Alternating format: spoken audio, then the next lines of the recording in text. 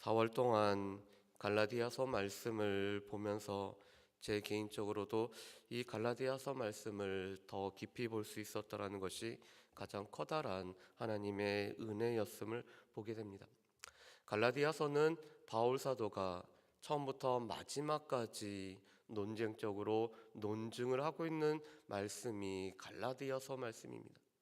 바울은 다른 복음은 없다라는 것을 1장부터 6장 마지막까지 강조를 하고 있습니다.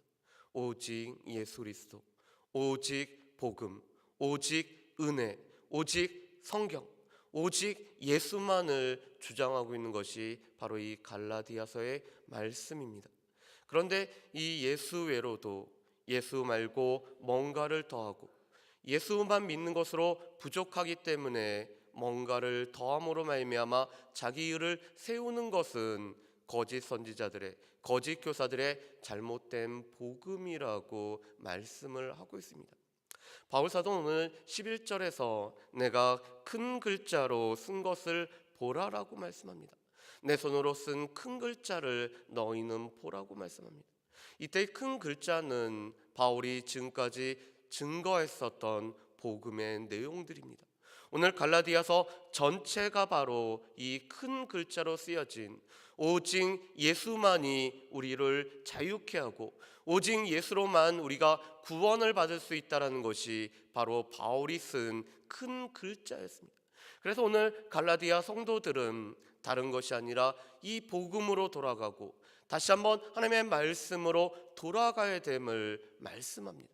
그렇지만 이 거짓 교사들은 자신의 육체를 가지고 자랑하려고 또한 육체의 모양을 내려고 했던 사람들이 바로 이 거짓 교사들이었습니다. 오늘 12절과 13절 말씀에 보면은 이 거짓 교사들의 모습을 잘 보여주고 있습니다. 우리 12절과 13절 말씀을 우리 같이 한번 읽어보실까요? 12절과 13절 말씀입니다. 물은 육체의 모양을 내려하는 자들이 억지로 너희에게 할례를 받게 함은 그들이 그리스도의 십자가로 말미암아 박해를 면하려 할 뿐이라. 할례를 받은 그들이라도 스스로 율법은 지키지 아니하고 너희에게 할례를 받게 하려 하는 것은 그들이 너희 육체로 자랑하려 함이라. 아멘. 오늘 12절과 13절 말씀에 보면은 이 거짓 교사들의 모습을 세 가지로 묘사를 하고 있습니다. 그들은 육체의 모양을 내려하는 사람들이었습니다. 이 육체의 모양을 내려다라는 것은 육체를 꾸민다라는 뜻을 가지고 있습니다.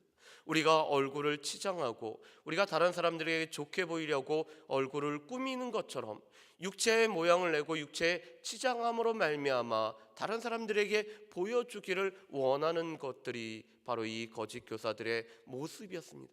이것은 몸에 할례를 받음으로 말미암아 이 육체의 할례의 흔적을 내므로 말미암아 육체의 모양을 내려함을 뜻하고 있습니다.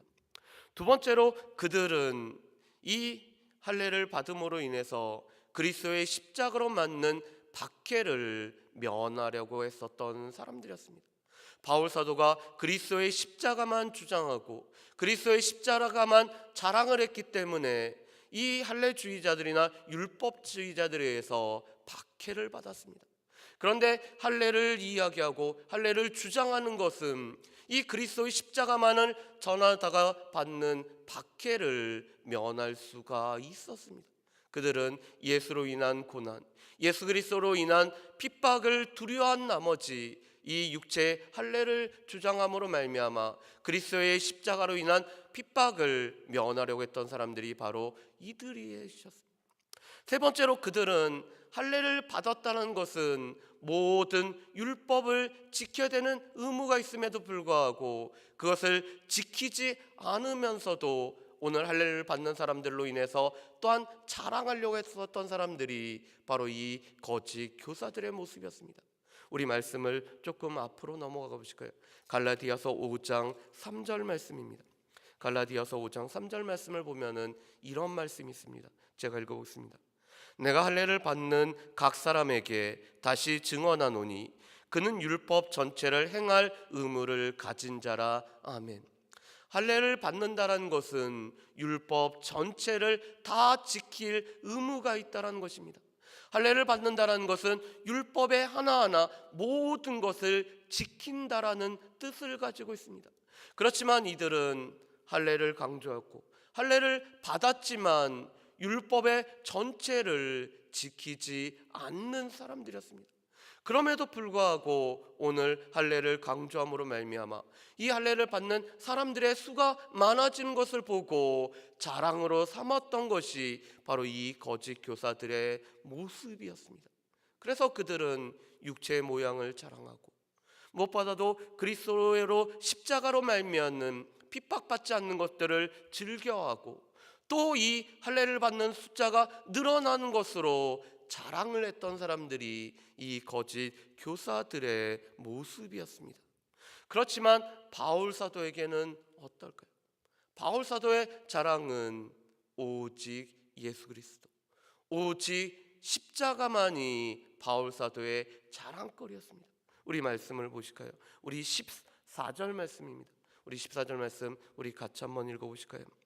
그러나 내게는 우리 주 예수 그리스도의 십자가 외에 결코 자랑할 것이 없으니 그리스도로 말미암아 세상이 나를 대하여 십자가에 못 박히고 내가 또한 세상을 대하여 그러하니라. 아멘.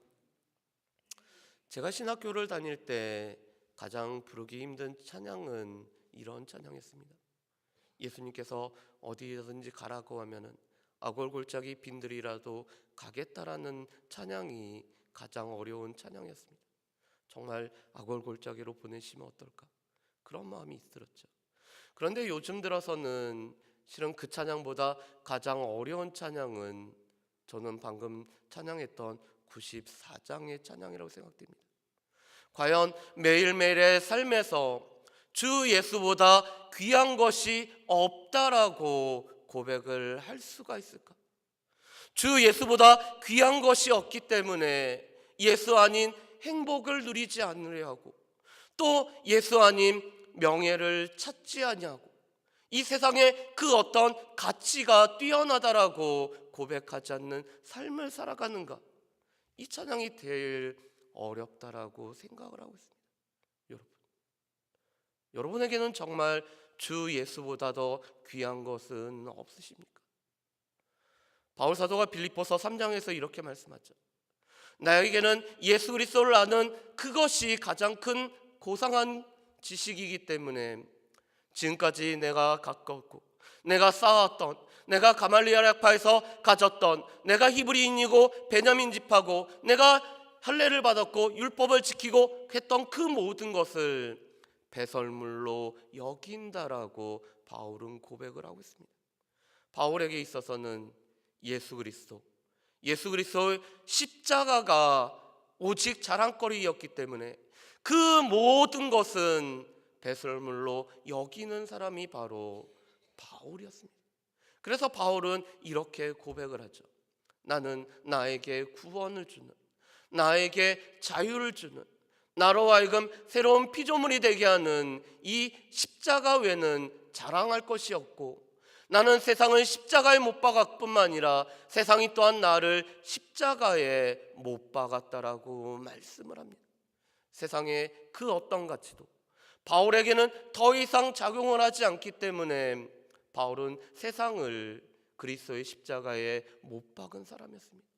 또한 세상은 그런 바울을 보면서 그 세상의 모든 원리가 바울에게 더 이상 작용하지 않기 때문에 바울을 십자가에 못 박은 것이 세상이었습니다. 그런데 우리는 어떨까요? 우리에게는 십자가만을 자랑하기 때문에 그리스도의 십자가만이 우리 가운데 유일하기 때문에 내가 세상을 십자가에 못 박았기 때문에 더 이상 세상이 나에게 어떠한 영향을 끼치지도 않고 또 그런 세상은 나를 십자가에 못 박았기 때문에 세상이 나를 좌우하지 못한다라고 우리가 고백을 할 수가 있을까요? 그런데 바울에게는 오직 십자가, 오직 복음이었기 때문에 이 세상과 자신이 십자가에 못 박히는 이러한 것을 경험했습니다. 그렇기 때문에 바울 사도에게 있어서는 할례나 무할례나 아무것도 아니었습니다.